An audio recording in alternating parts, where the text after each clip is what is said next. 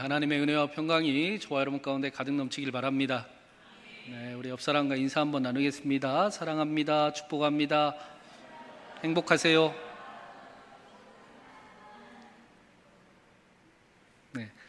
우리가 지난주에 이어서 오늘도 서머나 교회에 대해서 함께 말씀을 나누려고 하는데, 서머나 교회는 예수님의 책망이 없고 칭찬만 있는 교회로 유명합니다.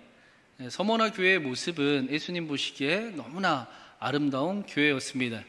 그래서 지난주에 제가 서머나 교회를 보면 이 땅에서도 지지하는 교회가 있었구나 라는 생각을 하게 된다라고 말씀을 드렸어요. 우리는 우리의 연약함을 자꾸 핑계 삼을 때가 많고, 어쩌면 우리가 믿음을 이야기하면서도 안 된다, 할 수 없다라고 한계를 정해버린 그런 신앙생활을 할 때가 많은데, 서머나 교회는 우리에게 이 땅에서도 지지하는 성도들이 있었다, 승리하는 성도들이 있었다라는 사실을 우리에게 보여줍니다. 우리에게 더 큰 꿈을 꾸게 하는 거죠. 우리의 신앙의 목표를 더 높게 우리가 잡을 수 있도록 서머나 교회는 우리의 이정표의 역할을 하고 있습니다. 예수님과 함께라면 이길 수 있다. 예수님과 함께라면 다시 일어날 수 있다. 예수님과 함께라면 꿈을 이룰 수 있다. 이 고백이 저와 여러분의 고백과 삶이 되기를 간절히 바랍니다. 교회다움을 이 땅에서도 지켜가는, 실제로 그 일들을 이뤄가던 서머나 교회, 그 교회를 보시고 예수님은 너희가 지금은 비록 고난을 당하고 어려움이 있고 환난이 있고 궁핍이 있고 힘겨움이 고난이 분명히 있는 거 알지만, 그러나 너희는 부자라, 너희는 부유한 자라, 너희가 진짜라, 너희가 진짜 복이 있는 자들이라 라고 예수님이 말씀하십니다. 그러면 무엇이 서머나 교회에 이런 삶을 살아가게 만들었을까? 어떻게 서머나 교회는 맡기신 그 지역을 정말 교회다움으로 책임을 지고, 세상 사람들에게 그 혼란이 가득한 세대에 교회가 여기 있어요, 예수님 이렇게 믿어요, 예수님 이렇게 믿으면 됩니다 라는 그런 역할을 잘 감당할 수 있었을까? 먼저 8절에 이런 말씀이 나옵니다. 우리 8절 말씀 한번 같이 읽어보겠습니다. 서머나 교회의 사자에게 편지하라. 처음이며 마지막이요 죽었다가 살아나시니가 이르시되. 내가 그 7편지에 나오는 예수님의 그 소개의 말씀이 굉장히 중요하다라고 말씀을 드렸습니다. 그 이유는 예수님께서 교회마다 자신을 소개하는 그 멘트가, 말씀이 다른데 교회의 상황에 딱 맞춰서 자신을 소개를 해주세요. 상황에 따라, 교회에 따라, 환경에 따라 예수님이 누구신지를, 어떠한 예수님을 알아야 되는지를 분명하게 말씀을 해주십니다. 서머나 교회는 처음이며 마지막이요 죽었다가 살아나신 예수님을 알고 있었습니다. 서머나 교회가 믿는 예수님은 처음이기도 하고 마지막이기도 하셨어요. 그러니까 모든 것에 모든 것 되시는 분이셨다라는 것입니다. 두 번째로 예수님께서 죽었다가 살아나신 분이셨어요. 죽었다가 살아났다라는 의미가 여러분에게 어떻게 들릴지 모르겠지만, 죽었다 살아나는 것은 인간이 가지는 가장 큰 두려움이 죽음인데, 인간이 어떻게 해결할 수 없는, 모든 지식과 방법과 힘으로 해결할 수 없는 일이 죽음인데, 그 일을 예수님이 이기신 분이시다, 모든 것을 하실 수 있는 하나님이시다 라는 사실을 서머나 교회는 고백하고 있었다라는 것입니다. 예수님께서 모든 것의 처음이 되시고 모든 것의 마지막이 되시고 모든 것의 전부가 되십니다. 모든 일들을 예수님이 함께하고 계신다라는 고백이 포함되어 있는 거예요.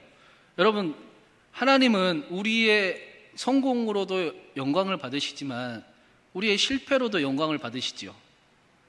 이 말씀이 이해가 되시나요? 이 말씀이 이해가 되셔야 돼요. 하나님은 우리의 성공을 통해서도 영광을 받으시지만 우리의 실패를 통해서도 영광을 보이십니다. 영광을 받으십니다. 하나님은 우리의 실패를 통해 우리에게 하나님을 더 알려주세요. 더 알게 하세요. 더 하나님을 믿는 믿음이 깊어지게 하십니다. 하나님을 더 알아가는 기쁨을 허락하여 주십니다. 우리는 고난당하기 전에는 사실은 우리 안에 있는 하나님을 못 박지 않아요. 우리가 힘들기 전에는 우리 안에 있는 하나님이 쳐가는 것을 내려놓지 않습니다. 내가 하나님인 척 하고 살아가기가 좋지, 고난과 어려움이 있기 전까지는 하나님을 하나님이라고 그렇게 인정하기가 쉽지가 않습니다. 우리도 마찬가지이지만 그 이스라엘의 그 역사를 성경에서 보면 하나님에 대한 깨달음이 그래서 깊어져 가는 것을 우리가 보게 됩니다. 그 죽은 자가 살아난다, 이 부활, 죽은 자를 살리시는 하나님, 이 부활에 대한 신앙은 사실은 기원전 1, 2세기 경에 확실해졌습니다. 어렴풋이 알고는 있었지만 그렇게 살아가지 못하는 모습들이 있었어요. 우리도 안다고, 우리도 믿는다고 다 살아가는 거 아니잖아요. 그게 확실해지는 때가 기원전 이스라엘의 1세기, 2세기 경이었습니다. 그때 무슨 일이 이스라엘에 있었는가? 당시에 그 셀루코스 왕조라는 그런 왕조가 있었는데 안티오쿠스 4세라는 왕이 있었어요. 좀 어렵죠? 안티오쿠스 4세가 자신을 신의 현현이라고 부르고 다녔습니다. 에피오파네스 안티오쿠스 4세. 그래서 나는 신이다라고 이야기를 하고 다녔던 거예요. 그런데 그래서 전쟁에서 승리할 때가 많았는데 한 번은 전쟁에서 이집트로 전쟁을 하러 갔다가 실패를 한 거예요. 그래서 그 화풀이를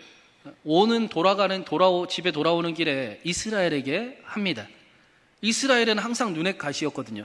내가 신인데 쟤들은 하나님이 있다고 그러네? 다른 하나님이 더 크다고 그러네? 그래서 항상 눈에 가시였어요.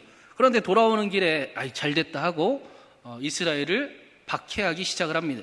예루살렘 성전에다가 제우스 신상을 세우고 또 돼지를 가지고, 이스라엘이 혐오하는 돼지를 가지고 제사를 드렸어요. 어떻게 했습니까? 유대인들이 난리가 났어요. 목숨을 걸고 저항하기 시작을 했습니다. 생명을 걸고 그 셀루코스 에피오파네스 4세와 싸우기 시작을 했습니다. 그렇게 죽음도 마다하지 않고 싸웠던 그 전쟁이 유명한 마카비 전쟁입니다. 그런데 그렇게 다 전쟁을 했으면 좋은데 반면에 그 이스라엘 안에도 살짝 하나님도 중요하지만 내 삶도 중요해 하는 사람들이 있었어요. 그래서 하나님을 배반하고 정권의 아부에서 이득을 보는 사람들이 있었습니다. 한 자리를 차지하는 사람들이 있었어요. 그 당시에 권력의 빌부터 똑같이 고난을 받았으면 다행인데 덜 어려웠을 텐데 그 안에서 배신자가 성공하는 모습을 이스라엘 유대인들이 보게 된 겁니다. 그러니 이제 실질적인 고민이 나타났어요. 하나님은 과연 정의로우신가? 하나님은 위 악함을 왜 해결하지 않으신가? 악함이 오히려 잘 되는 모습을 보고 그러면 악함이 오히려 복인가? 라는 고민을 하게 되었습니다. 그러한 위기 속에서, 신앙의 위기 속에 신앙마저 이제 흔들어져 버리는 위기 속에서 이스라엘이 죽은 자가 살아나는 부활에 대한 고백이 눈을 띄게 됩니다. 자신들의 믿음의 조상이 가졌던, 아브라함이 가졌던 죽은 자도 살리시고 없는 것도 있게 하시는 하나님에 대한 고백이 그때 확실히 세워지게 됩니다. 우리가 믿는 하나님은 죽음 앞에서 멈추는 하나님이 아니었지. 우리가 믿는 하나님은 처음부터 끝까지 우리가 생각하는 끝에 넘어서까지 다스리시는 하나님이셨지. 그 하나님은 처음부터 끝까지 다스리실 뿐 아니라 모든 것을 하실 수 있는 능력의 하나님이셨지라는 고백이 다시 생겨나기 시작을 하는 거예요. 여러분, 지난번에도 아까 처음에도 말씀을 드렸지만 고난이 없으면 사람은 인간답게 살기가 쉽지가 않습니다. 고난과 어려움을 당하지 않으면 사람은 상황에 맞춰서 살아가고 환경에 맞춰서 살아가고 자기가 누구인지도 모르면서 그냥 가면을 이때 썼다가 저때 썼다가 자기 자신의 삶을 살아가기가 쉽지가 않아요. 고난이 닥치니 내 삶에 무엇이 중요한가? 내가 무엇을 원하며 살아가야 되는가? 나는 누구인가? 나는 어떤 존재인가? 그런데 내가 어떤 도우실 분이 필요하네 라는 사실까지 깨닫게 되는 게 우리에게 고난입니다. 그래서 로마서에 상속자이면 영광과 함께 고난도 함께 받으라라고 말씀을 하고 있습니다. 이스라엘이 고난 속에서 자신들이 믿었던 하나님에 대한 고백이 다시 일어나기 시작을 하는 거예요. 이제까지는 하나님을 믿는다라고 이야기하면서도 세상의 성공이 성공인 줄 알았어요. 세상에서 잘 되는 일이 잘 되는 일이지 라고 판단하면서 살아갔습니다. 그런데 아니구나. 온 세상을 다스리시는 분은 하나님이시구나.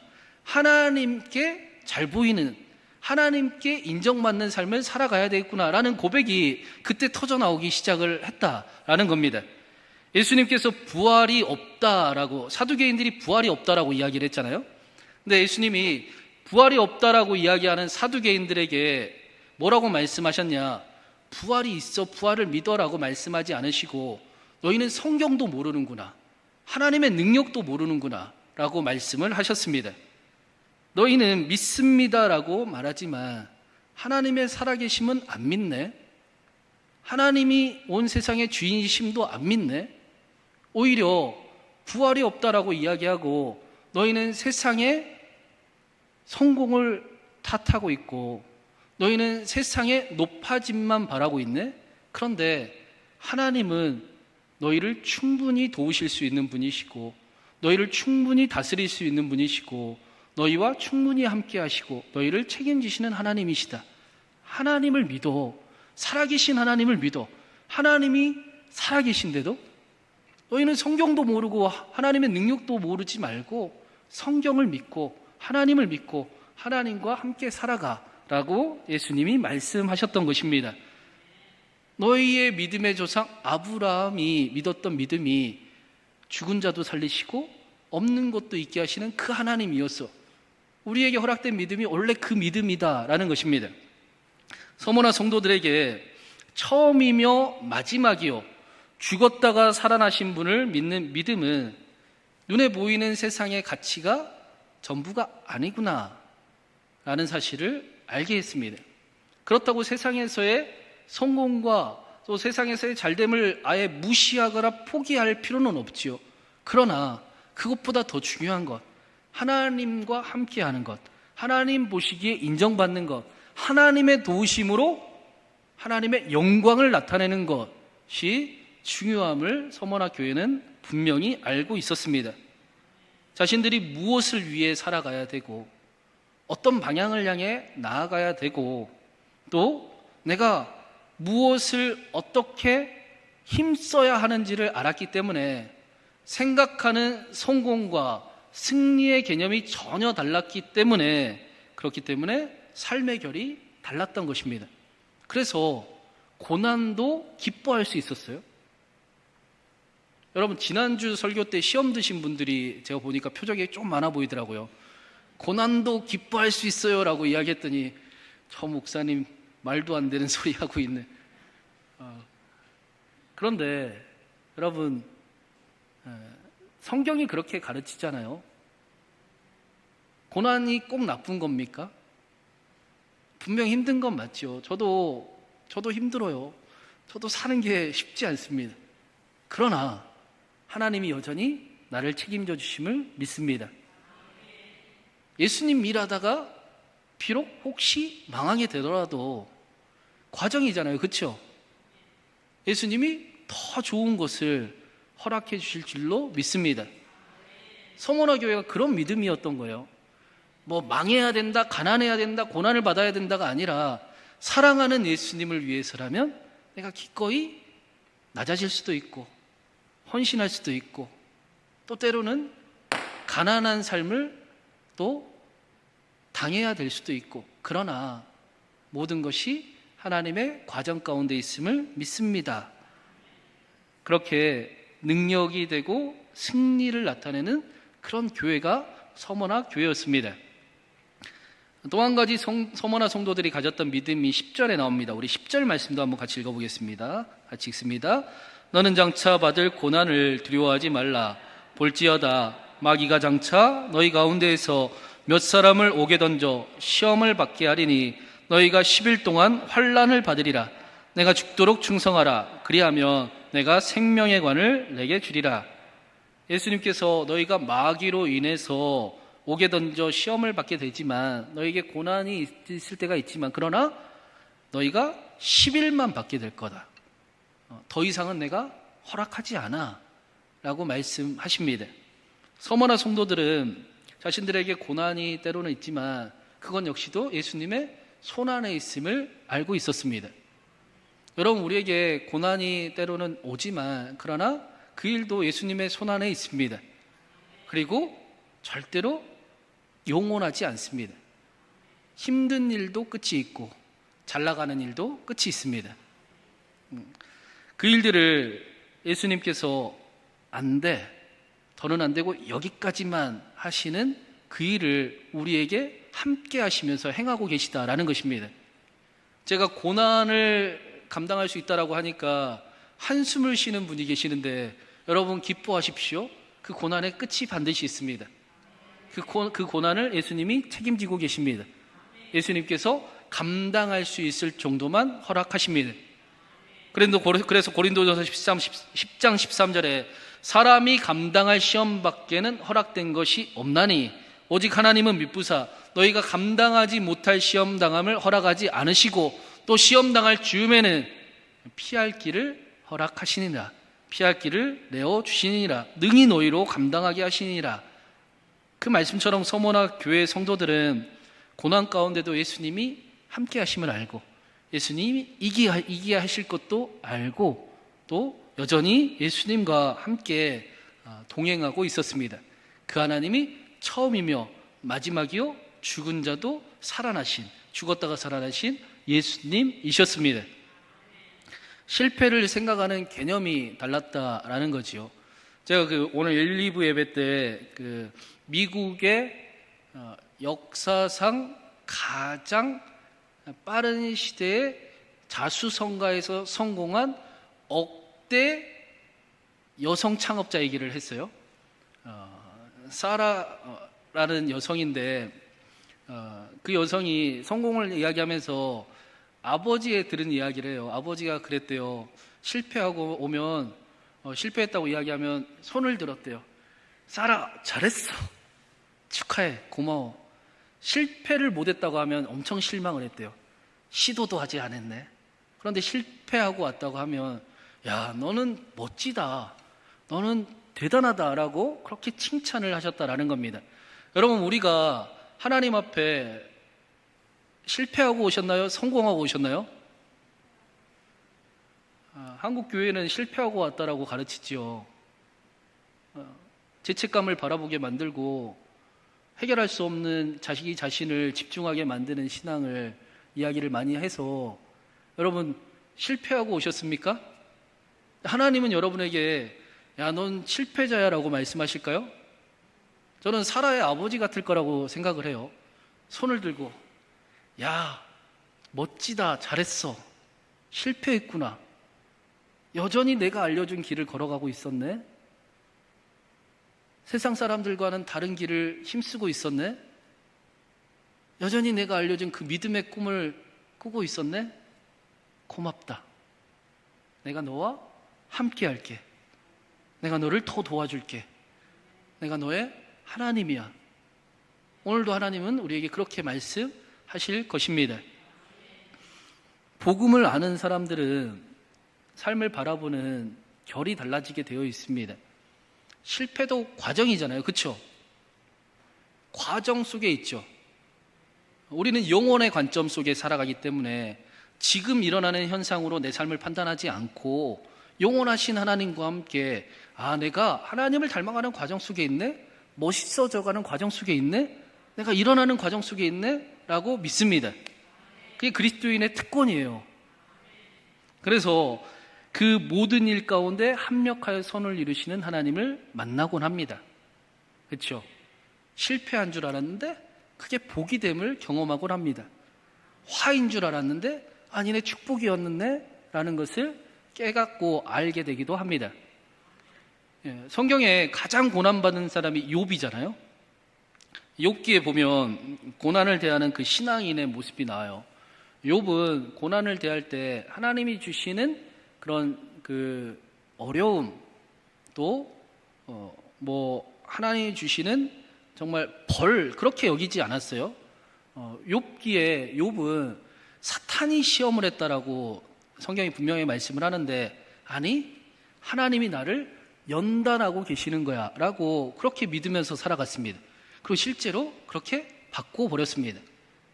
세상이 주는 그 고난이 나를 벌하는 것도 아니고 나를 망가뜨리는 것도 아니고, 아니 나는 이 일을 통해 하나님이 나의 길을 아시나니 단련하고 내가 정금과 같이 더욱 영광스럽게 나아갈 것이다 라고 욥은 고백하고 항상 하나님과 함께하는 모습을 보여줍니다. 그리고 욥기의 결말은 어떻습니까? 욥이 2배의 축복을 받아요. 그게 욥의 결말이죠.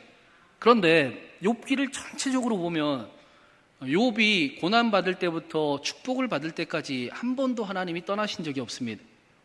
친구들이 허튼 소리를 하고 조롱을 하고 그렇게 옆에서 괴롭히지만 하나님은 욥의 모든 것을 보고 계셨습니다. 그리고 욥이 2배의 축복을 받을 때까지 그와 함께 동행하셨습니다. 그게 욥기의 결론입니다. 서머나 교회도 이 예수님을 고백하고 있는 거예요. 하나님이 처음부터 끝이 되세요. 나의 나심과 나의 끝을 하나님이 알고 계시고 책임지는 하나님이세요. 그 하나님을 서머나 교회가 사랑하게 되었는데 그 하나님이 모든 것을 하실 수 있는 하나님이십니다. 그래서 믿습니다로만 끝나지 않고 기도하는 삶을 살아갔어요. 하나님이 실제로 도우시는 것을 경험하는 삶을 살아갔습니다. 사망아, 너희가 어디를 향해 쏘느냐? 아니, 나는 예수 그리스도를 향해 여전히 나아가노라. 두려워하지 않고 세상과 타협하지 않고 이기는 삶을 살아갈 수 있었던 비결은 예수 그리스도를 사랑하는 삶을 살아갔기 때문입니다. 그래서 10절에 예수님께서 죽도록 충성하라고 말씀하세요. 여러분, 죽도록 충성하래요. 무슨 말씀일까요? 여전히 나를 사랑하자. 여전히 나와 함께하자.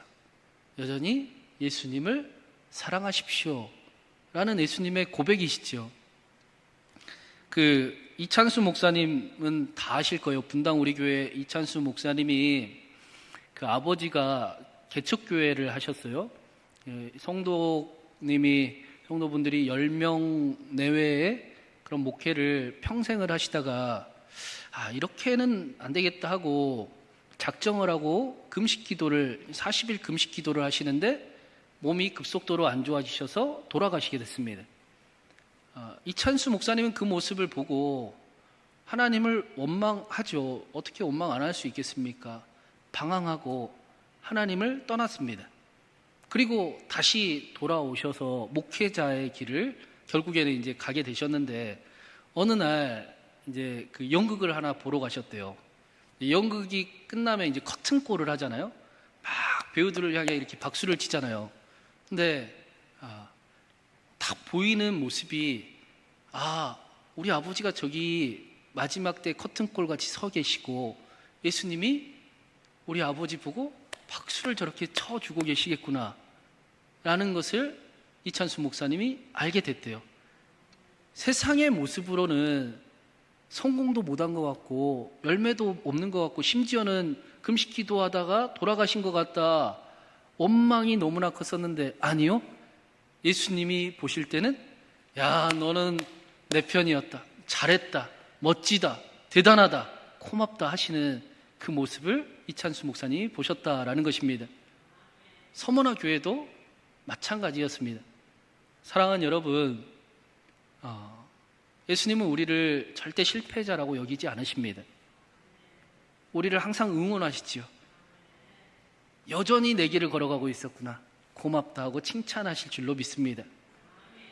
여전히 다른 꿈을 꾸고 있구나, 여전히 믿음의 길을 걸어가고 있네 라고 기뻐하실 줄로 믿습니다. 우리의 실패를 실패자라고 여기지 않으시고 내가 함께하고 내가 너를 도울 거야, 그러니 벌거벗고 나하고 함께하고 나와 사랑하자 라고 말씀하십니다. 서머나 교회가 그 예수님과 함께 지지 않는 삶을 끝내는 살아갔고 지지 않는 교회의 모습이 되었던 것처럼 우리가 예수님을 날마다 사랑하고 예수님과 항상 함께하고 예수님과 동행하니 전혀 불편하지 않고 이제까지는 세상의 성공, 세상의 승리를 바랬다면 이제는 예수님 앞에 성공, 예수님 앞에 승리를 꿈꾸는 저와 여러분 되기를 간절히 바랍니다. 하나님께서 우리를 말씀으로만 하지 않으시고 능력으로, 표적으로 우리의 삶에 하나님 되심을 나타내시고 우리를 그 길을 가도록, 충분히 걸어가도록 도우실 줄로 믿습니다. 그러한 은혜가 저와 여러분 가운데 말씀으로 또 능력으로, 성령으로 날마다 함께하길 주님의 이름으로 축원합니다.